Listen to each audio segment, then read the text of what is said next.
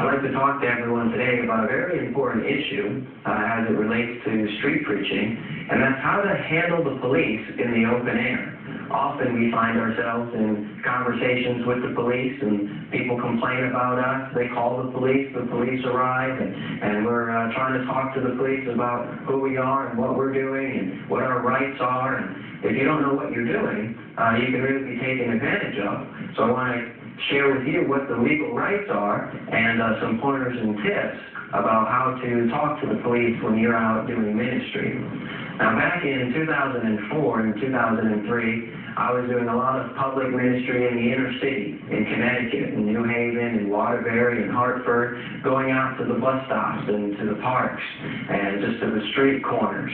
And in those days, I was just learning how to preach and just beginning to be confrontational and confront sin publicly. And the more I started to confront sin, the more I found myself dealing with the police. Of course, before I was very confrontational and bold, before I had signs or banners, the police seldom even noticed me. But of course, so did the crowds. The crowds seldom noticed me as well. But once I started using signs and banners and to really confront the sins of society, suddenly I was drawing crowds and drawing the attention of the police.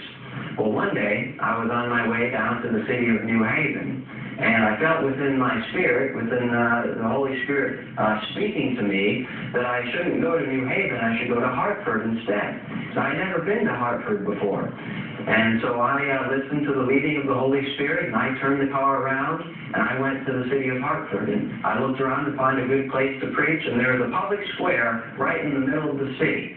And I set up right in the middle of that public square. There was a lot of people walking around, a lot of vendors, a lot of people just hanging out, and began preaching.